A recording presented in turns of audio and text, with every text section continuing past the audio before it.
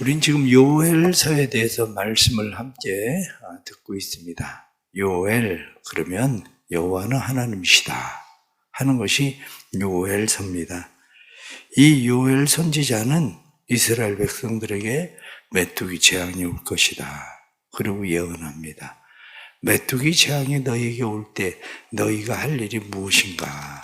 그러면서 말씀을 하기를 어제 요엘 1장에 나타난 말씀처럼 늙은 사람들은 귀를 기울여서 들어라.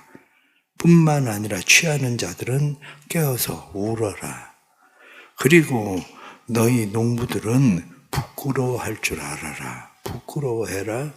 제사장들은 굵은 배로 동이고 그리고 슬피 울어라. 이렇게 말씀합니다. 왜냐? 그것이 사는 방법이다. 위기라고 하는 것은 위험한 일이기도 하지만 새로운 기회가 되는 일이기도 합니다. 누군가 아주 높이 올라가서 떨어지면 크게 다치든지 평생 불구가 되든지 그러한 일들이 일어나지만 조금 올라갔을 때 누군가 그를 안아서 내리면 그는 오히려 안전한 것처럼 우리의 삶도 마찬가지입니다. 누구에게나 인생의 위기는 옵니다. 총체적인 위기가 오기도 합니다. 개인적으로, 가정적으로, 국가적으로, 교회적으로 위기가 올 때에 우리가 해야 되는 일이 무엇인가? 성경은 우리에게 그것을 말씀해 주고 있습니다. 그런데 오늘 2장에 나타난 말씀은 2장 말씀에 보면 2장 2절 말씀에 곧 어둡고 캄캄한 날이요 짙은 구름이 덮인 날이라. 캄캄하고 어두운 날, 짙은 구름 덮인 날, 이런 날이 너에게 올 것이라. 그러면서 우리에게 말씀합니다. 그 날이 오거든, 그 날이 오는 것을 느끼거든 너희가 해야 되는 일이 있다. 그러면서 다시 말씀하는데 그것을 오늘 12절 말씀 보니까 여호와의 말씀에 너희는 이제라도 금식하고 울며 애통하고 마음을 다하여 내게로 돌아오라. 성경의 말씀을 보니까 이제라도, 지금이라도 하나님 앞에 돌아와라. 그런데 돌아오는 게 뭐냐? 금식하고 울며 애통하고 마음을 다하여 내게 돌아오라. 마음을 다한다는 것이 무엇입니까? 마음을 다한다는 것이 전심이에요. 전심. 올인한다는 거죠. 아, 답은 여기밖에 없다. 답은 이것밖에 없다. 신앙생활을 하면서 중요한 게 뭐냐면 답이 하나님밖에 없다는 것을 내가 인식하느냐 인식하지 못하느냐 문제입니다. 사람들이 병이 들었을 때 어떻습니까? 병이 들었을 때 병원이 답이라고 생각하는 사람은 병원을 갑니다. 그런데 병원이 아니라 자연이 답이라고 생각하는 사람은 자연으로 갑니다. 왜 그럴까요? 그 사람들은 그게 답이라고 생각하니까 그런 거거든요. 어떤 사람은 병원에도 왔다가 자연으로 갔다가 왔다 갔다 하는 사람들도 있어요. 그런데 그런 사람들 치고 사는 사람은 별로 없습니다. 여기저기 가도 내내 죽는 건 마찬가지죠. 중요한 것은 올인하는 거거든요. 사람들은 종종 핸드폰을 보면 뭐 사면 주식 오른다, 이거 오르는 주식이다. 그리고 아마 그런 문자 받는 사람들도 있을 겁니다. 때로는 어떤 코인에 대해서 이거 오르면 오를 거다. 그런 거 오는 사람도 있을 겁니다. 그런데 그거 오른다고 다 오르나요? 그러나 누가 뭐라고 그래도 그게 오른다고 믿는 사람은 거기다 올인하잖아요. 거기다 다 투자해버리지 않아요? 성경에 마음을 다하고 이렇게 말씀하는 것은 하나님에게 올인할 수 있는 마음이 있나? 바로 그겁니다. 전심. 그런데 하나님에게 올인해야 되는 그러한 이유에 대해서 성경은 우리에게 그 뒤에 나타난 말씀은 우리에게 그렇게 이야기합니다. 하나님이 어떤 분이냐? 이렇게 이야기할 때에 하나님께서는 놀라운 일을 행하시는 그런 분이 하나님이시다. 성경 그렇게 말씀하고 있는 거죠. 하나님이 큰 일, 그래서 21절 말씀 보면 땅이여 두려워하지 말고 기뻐하며 즐거워할지어다. 여호와께서 큰 일을 행하셨음이라. 하나님이 큰 일을 행하실 수 있는 분이다. 그러니까 하나님에게 올인해라. 왜 하나님에게 올인해야 됩니까? 뒤에 나타난 말씀, 우리가 앞에서 읽었었던 말씀을 보면 14절 말씀에 그렇게 되어 있습니다. 주께서 혹시 마음과 뜻을 돌이키시고 그 뒤에 복을 내리사 마음과 뜻을 돌이키시고 그것을 복으로 바꾸시는 분도 하나님이시다. 내가 믿는 하나님이 누구냐? 그렇게 이야기할 때 우리가 믿는 하나님에 대해서 13절 말씀에 그는 은혜로우시며 자비로우시며 노하기를 더디게 하시며 인애가 크시사 뜻을 돌이켜 재앙을 내리지 아니하시리니. 그렇습니다. 재앙같이 보이는데 그것이 재앙이 되지 않고 그것을 축복으로 바꿀 수 있는 분이 누구냐? 전화유복시킬 수 있는 분이 누구냐? 그분이 바로 하나님이시다. 그분이 하나님이시라는 것을 알고 하나님에게 올인하리라 이렇게 얘기하는 거죠. 마음을 다해서 성경에 나타나는 말씀처럼 전심을 다해서. 그런데 그게 전심인지 아닌지는 어떻게 합니까? 어렵지 않습니다. 그게 전심인지 아닌지는 내가 올인했느냐 안 했느냐 그건 스스로 알아요. 내가 하나님밖에 방법이 없습니다라고 내가 믿고 있는가 아닌가는 하나님이 아시고 자기가 압니다. 사람들에게는 아무리 그럴듯하게 보여도 내가 하나님에게 올인한 것처럼 보여도 하나님은 그렇게 만만한 분 아닙니다. 스스로 속이지 말라. 하나님을 만으로 여기지 마라. 하나님을 그렇게 가볍게 여기지 마라. 하나님은 사람에게 그렇게 속는 분 아니다. 성경에 말한 것처럼 바로 그겁니다. 그런데 두 번째 13절 말씀 보면 너희는 옷을 찢지 말고 마음을 찢고 여호와께로 돌아와라. 옷을 찢지 말고 마음을 찢어라. 옷을 찢으면 사람들이 저 사람 진짜 회개한 것 같아. 저 사람 진짜 돌아선 것 같아. 이렇게 사람들에게 보여지죠. 그런데 진짜 회개하고 돌아선 건가? 하나님 앞에 올인한 건가? 저 사람이 마음을 찢은 건가? 옷을 찢은 건가? 그것을 어떻게 구분합니까? 사람들은 그거 어렵게 생각하는데 여러분들 스스로 내가 마음을 찢은 건지 옷을 찢은 건지 그거 아십니까? 아니면 마음을 찢은 건지 생각을 찢은 건지 그거 아십니까? 마음을 찢는 거하고 생각을 찢는 게 다릅니다. 마음을 찢는 거하고 옷을 찢는 것이 달라요. 옷을 찢었다고 해서 마음이 찢어지는 게 아닙니다. 그런데 마음을 찢으면 특징이 생깁니다. 마음을 찢으면 특징이 생기는데 그게 뭐냐? 마음을 찢으면 눈물이 난다는 거예요. 마음을 찢으면 눈물이 납니다. 눈물이 난다. 슬픔인지 후회인지 안타까움인지 마음에 뚝이 터졌다. 눈물이 난다.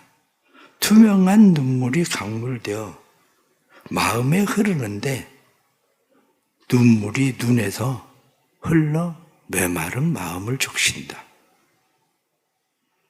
눈물이 난다. 마음의 모든 슬픔, 근심, 걱정, 염려 쓸고 지나가는 강물되어 흐른다. 눈물이 난다. 마음의 눈물이 새로운 결단이 되어 새싹이 올라오게 한다. 그냥 제가 써본 거예요, 그냥. 눈물이 나면 어떤 일이 일어나나. 눈물이 나야 돼요. 기도하면서 저도 안타까운 게 눈물이 안 난다는 거예요. 마음이 찢어지지 않는다는 거예요. 마음이 찢어지면 그 투명한 눈물이 우리 눈에 보이는 눈물로 흐릅니다.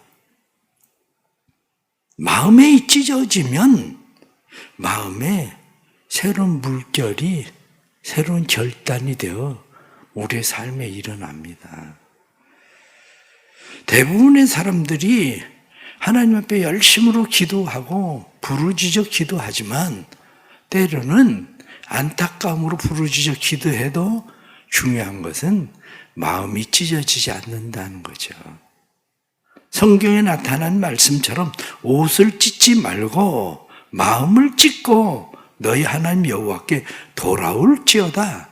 성경이 이렇게 말씀한 것처럼 우리의 마음을 찢고 하나님 앞에 돌아와야 되는데 마음이 찢어지지 않는 것이 우리의 문제인 겁니다. 그래서 하나님은 우리에게 말씀하시기를 마음을 찢어라. 그렇게 말씀하죠.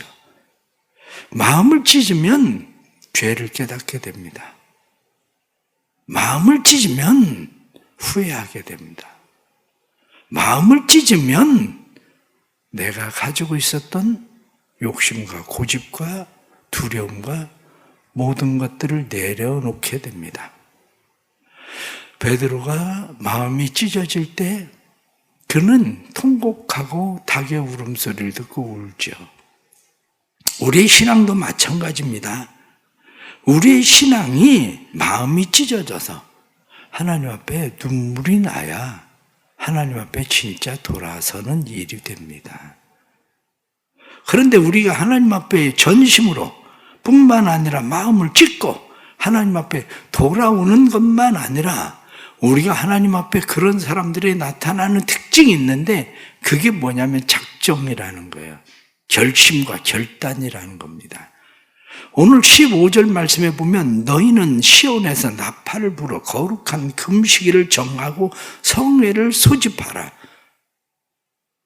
나팔을 불어서 거룩한 금식일을 정하고 성회를 소집하라. 이게 결단입니다. 우리의 마음에 일어나는 결단, 무엇을 행하고자 하는 그렇게 하겠다는 결단. 그런데 문제가 생깁니다. 그 문제는 뭐냐면 우리가 전심으로 하나님 앞에 돌아간다고 돌아가고 마음을 찢는다고 울고 후회를 하고 우리가 또 한 작정을 하고 하나님 앞에 돌아선다고 돌아서는데 그게 내 생각처럼 안 된다는 거죠. 그것 자체도 내 의지로는 어느 정도 되는 것 같은데 그 일이 이루어지지 않는 이유가 어디 있느냐? 그 이유는 삶이라는 것은 내 의지와 결단만 가지고 되지 않는다는 거예요. 그래서 하나님께서 우리에게 주시는 것이 뭐냐면 그게 바로 성령이에요. 오늘 성경 본문에 나타난 말씀처럼 하나님은 이스라엘 백성들에게 그러면 내가 너희에게 성령을 주겠다. 그래서 28절 말씀에 그 후에 내가 내 영을 만민에게 부어주리니 내 영을 만민에게 부어준다. 그렇게 말씀하죠. 영을 만민에게 부어준다. 이렇게 말씀하는 이 말씀은 우리로 하여금 하나님의 구원을 보게 한다는 거죠. 그래서 32절 말씀을 보면 누구든지 여호와의 이름을 부르는 자는 구원을 얻으리니 여호와의 이름을 부르는 사람은 구원을 얻는다. 이것이 사도행전 2장 17절부터 21절 말씀에 베드로가 백성들을 향해서 이야기하기를 회개해라. 그러면 하나님께서 너희에게 성령을 선물로 주실 거다. 요엘 선지자가 말한 것처럼 하나님께서 만민에게 주의 영을 부어주셔서 자녀들은 장래일을 말하고 늙은이는 꿈을 꾸고 젊은이는 이상을 보고 남종과 여종에게 성령을 부어주시겠다고 약속하신 대로 성령을 부어주실 것이다. 그런 말씀하신 거예요. 진짜 성령이 우리 안에 임해야 우리 안에 새로운 일들이 생기는데 여호와로 인해서 기뻐하고 즐거워합니다. 다시 21절 말씀 보면 땅이여 두려워하지 말고 기뻐하며 즐거워할지어다. 뒤에 나타난 말씀 23절에 나타난 말씀도 다시 말하기를 너희 하나님 여호와로 말미암아 기뻐하며 즐거워할지어다. 여호와 하나님으로 인해서 너희가 기뻐하고 즐거워할지어다. 다시 26절 말씀에도 너희 하나님 여호와의 이름을 찬송할 것이다. 성경에 나타나는 여호와 하나님, 요엘, 하나님은 여호와이시다. 여호와는 하나님이시다. 계속 반복해서 그 말씀을 하면서 성령이 너희에게 임하면 너희가 두려워하지 않아도 된다. 자녀들아, 너희는 두려워하지 마라. 너희가 기뻐하고 즐거워해라. 기뻐하고 즐거워할 것이다. 하나님을 찬송하게 될 거다. 왜냐? 그가 놀라운 위대한 큰 일을 행하실 것이다. 그렇게 말씀하고 있기 때문입니다. 무슨 얘기냐? 예수님의 제자들을 생각해 보십시오. 예수님의 제자들은 불안, 두려움, 염려 가득 차 있었습니다. 그런데 성령을 받고 나서 그 모든 것이 다 사라지고 말았어요. 불안과 두려움과 염려가 다 사라지고 그들은 오히려 주님 앞에서 주님, 이제는 진짜 끝까지 따라가겠습니다. 베드로가 내가 죽는 데까지 주님 따라가겠습니다. 이렇게 말하던 그것이 자기의 의지 결단을 가지고는 죽는 데까지 따라가고 싶었는데 그게 안 되던 것이 성령 받고 나니까 죽는 데까지 따라가는 일들이 모든 제자들에게 다 일어난 거예요. 그 모든 제자들이 다 순교하지 않습니까? 전부가 다 순교를 해요. 마찬가지로 우리가 이 세상을 살아가면서 삶의 문제가 어떤 겁니까? 내 힘, 의지, 결단, 노력 가지고만 안 된다는 거예요. 그래서 스가랴 선지자는 뭐라고 말씀합니까? 힘으로 되지 아니하고 능으로 되지 아니하고 오직 여호와의 신으로 되느니라. 이렇게 여호와의 신으로 된다. 성령으로 된다. 그렇게 말씀하죠. 진짜 성령으로 되냐? 성령으로 되는 일을 어렵게 생각할 거 없습니다. 예를 들면 애벌레가 기어갑니다. 애벌레가 기어가면서 애벌레는 자기 앞에 놓여있는 것들이 다 문제예요. 나무 토막도 내가 넘어가야 될 문제고 조그만한 돌멩이 하나도 넘어가야 될 문제고 심지어는 떨어져 있는 나뭇잎 하나도 내가 건너가야 될 문제고 애벌레가 지나가는 것은 전부가 다 문제투성입니다. 문제. 근심, 걱정, 염려, 불안, 두려움, 초조, 낙심, 절망 모든 것이 다 문제투성이에요. 그런데 그 애벌레가 나비가 돼요. 나비가 되면 그 앞에 그것들은 문제가 되는 게 하나도 없어요. 단지 구경거리일 뿐이지. 거기 놓여있는 돌멩이도 나뭇가지도 나뭇잎도 그 앞에 있었던 내가 문제라고 생각하던 모든 것들이 다 문제가 아니라 그것들은 나비가 볼 때에는 그냥 구경거리일 뿐이에요. 우리의 삶에도 마찬가지입니다. 근심, 걱정, 염려, 불안, 두려움, 초조 우리의 삶에 일어날 모든 일들에 대해서 내가 다 문제투성이의 삶을 살고 있는 것 같지만 그러나 성경이 우리에게 말씀하고 있는 대로 누구든지 여호와께 피하는 사람, 그의 이름을 부르는 사람, 그 사람은 구원을 받을 것이다. 내가 성령을 그 사람에게 줄 것이다. 성령을 그에게 주면 두려워하지 말고 기뻐하며 즐거워할지어다. 여호와께서 큰 일을 행하셨음이라. 이렇게 말한 것처럼 내가 문제를 해결하는 것이 아니라 하나님이 문제를 해결하신다는 겁니다. 뿐만 아니라 여호와로 말미암아 하나님 여호와로 말미암아 요엘 하나님 그분이 하나님이시다. 그분으로 말미암아 너희가 기뻐하고 즐거워할 것이다. 그분으로 말미암아 너희가 그를 찬송할 것이다. 그의 이름 찬송하는 삶 우리의 삶에 수치를 당하지 아니할 것이다. 이렇게 말씀한 것처럼 그래서 성경의 27절 말씀에 그런즉 내가 이스라엘 가운데 있어 너희 하나님 여호와가 되고 다른 이가 없는 줄을 너희가 알 것이라. 내 백성이 영원히 수치를 당하지 아니하리라. 그렇습니다. 요엘 하나님 여호와는 하나님이시다. 하나님은 여호와시다. 성경에 나타나는 반복적으로 요엘서에 나타나는 말씀 이 말씀처럼 그분이 내 하나님이시다. 그것이 우리의 삶에 확신되어지기 시작하면 우리의 삶은 달라진다는 겁니다. 중요한 것은 우리의 삶이 하나님 앞에 올인되지 않고 있는 거예요. 우리의 삶이 하나님 앞에 올인돼야 되는데 하나님 앞에 올인되지 않고 우리의 마음을 찢어야 되는데 마음이 찢어지질 않는다는 거죠. 우리가 결심하고 결단하고 나팔을 불고 그리고 금식일을 선포하고 성회로 모이고 그래서 하나님 앞에 열심히 나오는 것 같지만 그러나 중요한 것은 성령의 역사가 일어나야 된다는 거예요.